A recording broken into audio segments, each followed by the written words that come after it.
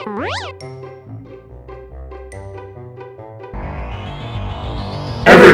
effect. Welcome to Evercadians and retro enthusiasts. You're watching the Evercade effect, and I'm Ritual Q-9. And today we're gonna go ahead and talk about a few things.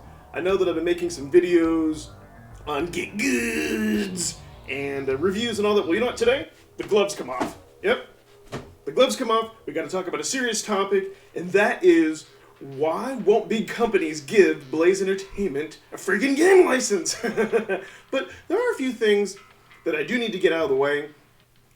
One quick thing. Whoop. If you haven't subscribed, please subscribe to my channel. Fun fact, about half of you who watch me aren't subscribed. And, I would really like to grow the channel to 1,000 subs to be able to do some cool things. And I really, really appreciate all your help and all your support. And you're not going to want to miss out, because on this show, this channel, the Evercade Effect, we cover everything Evercade related and retro related to the Evercade. You aren't going to want to miss out. And today's topic is going to strictly be geared towards Evercade. Now, could go off and could diverse when other topics retro in general. If you do like those retro topics, I may throw up a card, or down below in the comments description of the channel, you will find a link to Calling All Retro Gamers. What is Calling All Retro Gamers, you might ask? Calling all retro gamers. Calling all retro gamers! Calling all retro gamers! Calling all retro gamers!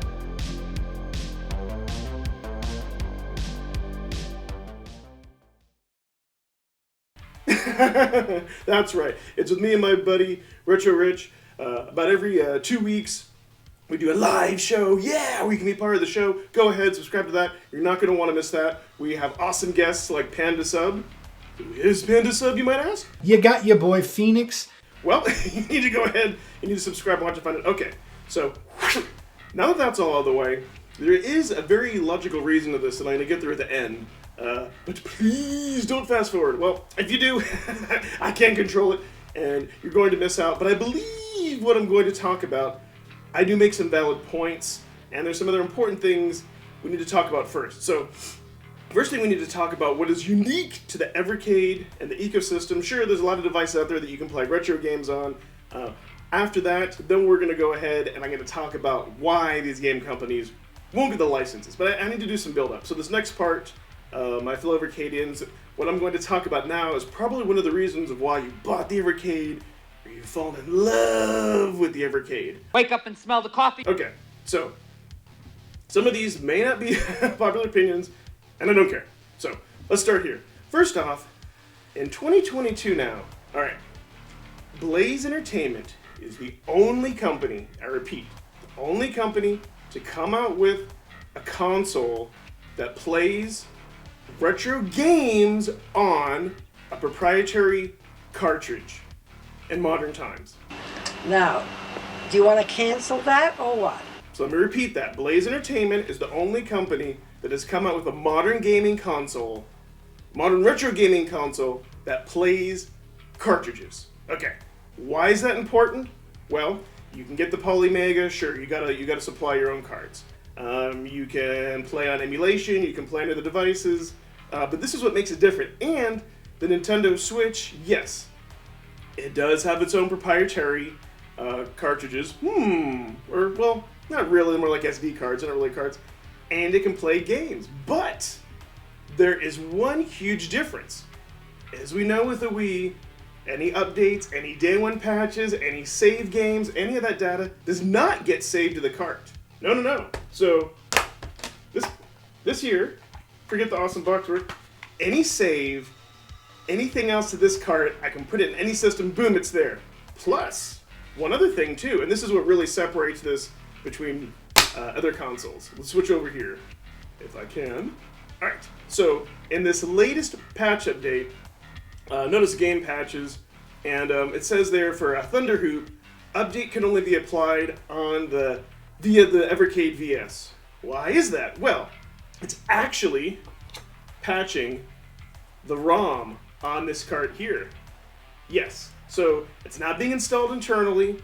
I mean, it is for the update, but it gets copied over here. So what that means is once I patch it, and I've done this, you do the update, you pop in the game cart, takes about 30 seconds, and then boom, it's patched. I can now play it on the handheld. I can bring it to any console out there, and I can play it on any VS. It doesn't matter now in the future. So that's what separates it that's unique. I mean, in addition to that, you get the cool reel box. You know, we have that. You have the instruction manual, you know, which Switch games will include, by the way. So yeah, we've got all that cool stuff, but I'm just talking about this here. Nintendo used to, you know, Legend of Zelda Game Boy Advance, same thing. Save on the game, take it anywhere, put it anywhere, play it on any device that can play GBA games. Boom, I've got my save, and it's there. Matter of fact, when I first did acquire that game, there were other people's saves. I went ahead and deleted them to have my own, but that's not the point. You want to keep your own saves. So yeah, that's really separates it. And there's people like yourself watching the video, and like me, we love carts. We like the physical media. Most games, you know, they're too big to fit the whole game on a CD. You've got to download patches. Almost every single thing has day one patches. Yeah, I know. So you could argue, while a game is patched, it stays on this. It is true physical media. Now, I know there's a big difference between having, like, the actual, like, Nintendo cart, per se, of Double Dragon versus being able to play. I understand that, but listen. There's no delusion that this is an emulation device. This isn't, you know, I'm not going to talk about FPGA versus software emulation or that whole nonsense debate. That would be a good thing to talk about on Calling It Retro Gamers. What I am talking about is that we do have, in a sense, true physical media. And true physical media that can be patched, unlike the Nintendo Switch. So, as we all know, I love you, Nintendo, but that store will go away, as always, you know, as all online stores do, and you have to find some other means if you want to play those games. As long as I have this physical cart, boom, I can play that game. And yes, there might be the 1% of games out there, like sealed copies that have never been patched, but chances are most games out there will be, and even if not, you can still play the game. That's the whole thing. So, why do I bring this up? Well, there's people out there in this day and age who actually want to have something collectible, some physical media. Yeah, like what's behind me there. You know, even though I don't necessarily play all those games all the time, I can look at them. I can enjoy them. There's instruction booklets. It brings back lots of nostalgia and everything else. Yes, you know, most modern consoles, you download the games and all that, and you kind of forget about them. So, for me, what's important is that a console that starts off on physical media stays physical media. You know, I think the one thing that people do tend to trust more is like the Steam store, because that's purely just for PC gaming. Valve has always been digital copies. It hasn't gone physical. It's not impossible, but it's unlikely that Valve is going to go somewhere in the future. Their whole business is having the games being online, only in digital format. Other consoles out there, Microsoft, Nintendo, Sony, they still have physical media. So that's the danger. That's the difference. So I bring this up again because there are a lot of people out there in this day and age that care about physical media. Now, you could argue, oh, well, go ahead, just go up there, source an original Nintendo, go ahead and source original games. Do y'all know how hard it is in this day and age if you want to be able to play on original hardware? So there's a few challenges, right? Again, there's a reason why I'm talking about all this. Please don't fast forward! So, you can go out there, yes, you can get some crappy emulation consoles. Let's say they could play on, you know, Nintendo or whatnot, but the emulation isn't going to be good. So you're going to lose all nostalgia. Yes, it'll have HDMI, or you could get an original Nintendo. Let's say you can get it working. Then you have to find a CRT. And I don't know about y'all, but CRTs aren't growing on trees. And really, you got to get a good quality studio CRT. It's expensive. Or you can get something that's HDMI modded. Again, all these things are expensive, plus the cost of the game. Then you could argue Polymega. Yes. Again, that's like $500 on some of the modules. Analog Pocket. Yes. But that can't play everything. See, all these things are expensive. And again, none of those things have proprietary cartridges. So you get the advantage of having multiple games on there as well, which is nice. And they're rewritable. I can't stress that enough. You can actually patch the freaking games. And it's not like it's not like on an SD card or some other junky type of hardware. It's actually on a board. I know there's been a lot of debate about that. So, there's a big market for this. And then you have someone like myself who kind of falls in the middle. Someone who wants to also have the ease of plug and play. So let's not forget that. This is why Arcade 1-Up has also been very successful, which is going to also lead me into my next point. Sometimes people just want to go and they can't afford or to source the original hardware. You watch Retro Ralph on the arcade side. Hey, Ralph! He talks about all the time at restoring, some of Scarlet Sprites, don't leave you out, all the time restoring real physical arcades. It costs time, money, and energy. Yes, obviously having an Arcade 1-Up isn't the same thing, but for some people, maybe it's good enough. So the Evercade falls into that category, except it's its own console.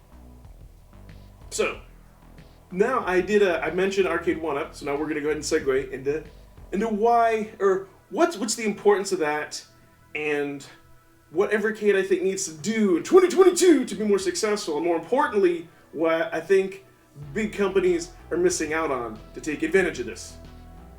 Okay, so why do I bring this up? Well, as you know, when the first Arcade 1-Ups came out, Pac-Man was one of the first games that were on there.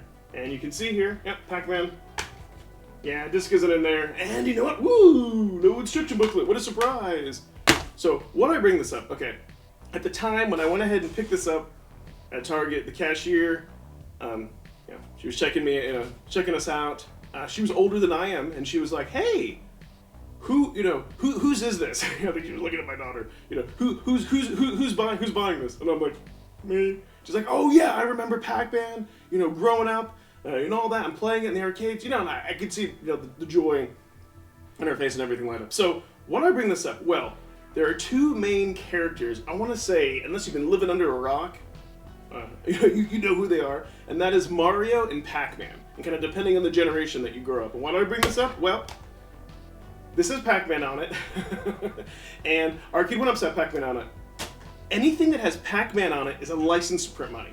Now, you'll notice Blaze did try to do this with having the premium pack, being able to get the Namco 1 collection, having Pac-Man on it, even though it wasn't the arcade version, which is a shame. They at least made an effort. They tried to get the licensing from Namco, and I really do appreciate that. Also, too, with that game, as I mentioned before, you still have to have the disc to play it. Luckily, with that game installed, it's only 3.2 gigabytes.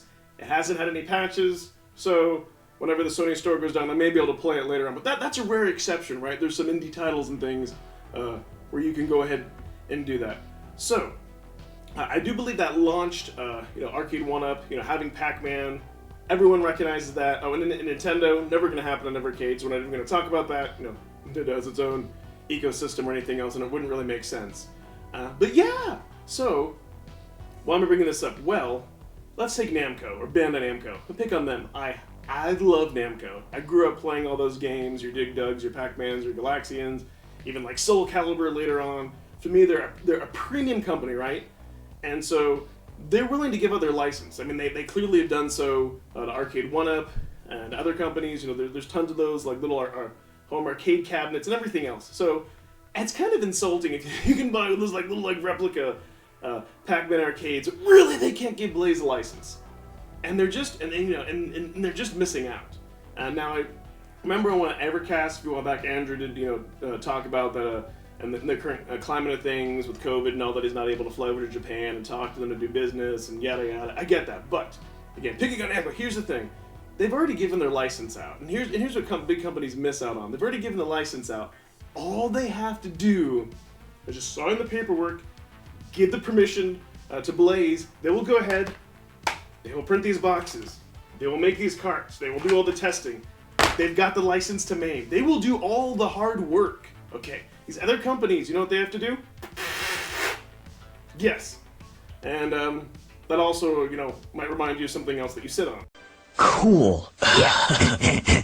That's how these companies are being. They literally have to do nothing else. So here's in their mind what they're thinking. They're like, oh, this will take business away from 1-Up arcades, or we're gonna release one of those little crappy mini arcade things that people will buy and just have 50 games on it, and it'll be overpriced. No, it won't. So that's the other thing. This isn't taking business away from anybody. There are a lot of people who are unlikely to buy Arcade 1-Ups. That logic is like, oh, someone might buy the real arcade version, or real Machine of Pac-Man, that takes it away from us buying a 1-Up. Well, Maybe, maybe not. There are people, I mean, there are people out there in the community who have arcade one-ups, and they also have the real hardware. So they're really not missing out. It is a license to print money. Clearly, they gave it to Arcade One-Up when no one really ever knew who they were. Why don't they do that, for Blaze? And all they would have to do is just take the arcade versions of the existing games on Namco 1 and 2, put them on one cartridge for the VS, and here's one other thing, too, that I would propose to Blaze to maybe meet them halfway. Maybe the licensing, and you can't lose money on a deal, but you know what, Blaze? Maybe take a chance on something as popular as Namco. Maybe say something like, hey, if we will just break even. We will give you like an 80-20 split, but the cost we'll just cover the carts and everything. Once we reach like 10,000 or X amount of units, then we get a 50-50 split. Something like that. So that way, it's zero risk to the company. They're still getting their majority share of the carts, and it would get Blaze's name out there. So even if as long as they don't lose money on production, we don't want to have it happen with Sega and the Dreamcast, I think they would be fine. And I think that name recognition would totally get out there. Same with these like expensive like Taito like emulation machines. Yeah, that's for a specialized market. You're not taking. I myself probably won't get one of those. A few people in the Evercade community, but you know what? The people who do buy those emulation machines, they're still gonna buy the Evercade carts, and nobody loses there. And I've talked about this before, that some of the more popular, like really good indie games coming out. I believe there's one, Xenocrisis. They're one of the few companies that actually have a super high quality indie game. That have a lot of Evercade to put it on there. Paprium, Blaze just needs a few of those. I mean, come on! I will never go out and spend $150 on Paprium. I'm sorry. And probably most of you watching this video won't do that as well. Then you have to source a Genesis and yada yada, and all of that. Okay, I probably yammered on enough. So now I'm going to go ahead and wrap things up. What does it come down to? And I've talked about this before. The big thing, these big companies, they really are... Okay, here's what it is. And please, comment in the section below if I'm totally wrong based on this. They don't understand retro gaming, what retro games are, and they don't understand the culture and everything else. They just don't. I'll flat out say that. I mean, they made that very clear. And that's another thing I think that drew you all to Blaze, because they do. Because if they did, they would understand all those points that I've made, that there's people who like having a modern retro console with carts, who don't want a digital store, who don't want to have to run all these like updates every single second that prevent them from playing, and have all these other nonsense features that are on modern consoles that, in my opinion, hinder us from just popping in a cart and playing. That's all we want to do. That's all I want to be able to do. And have something collectible. And you know what? It may take some time, but the Evercade carts, they'll be very collectible themselves. Especially over the years, they're gonna, certain ones will probably go out of print. There'll be limited availability and all that. So yeah, it'll be its own collecting system. So what I want to know in the comments below, what do you think? Am I right on that? The big thing is that those companies are out of touch. They just think these games are old, played by old men and women. There's no value. That's what I honestly think, because otherwise, and again, this will be a topic I'm calling out retro gamers. Nintendo has a huge back catalog already there. It's like, why didn't they release that in some physical format instead of making people subscribe as a service? Which is totally stupid. Blaze doesn't do that. You actually own this, which is nice. Some store goes offline, something stupid happens tomorrow, God forbid Blaze goes under, I can still play all my games, I can play it on the handheld, I can play it on the console, as is, with nothing else. It's just, you would think you would have people there working for these big game companies to be around all of our ages, that would understand us and be like, listen, there isn't there's not maybe the, billions of dollars in a AAA game, sure, but we already have these properties. We literally have to do nothing. Just supply the ROMs, and just sign the dotted line, and let them license our stuff. That's it. And we get free money! So, if you are watching this video, please share. Please put it out there. Maybe one of these companies will see it. Maybe it'll talk some sense in them. Maybe not. But this is just something I've had to get out of my system for some time. I'm very, very passionate about retro video gaming. And, I created content. Thanks for watching. Bye-bye!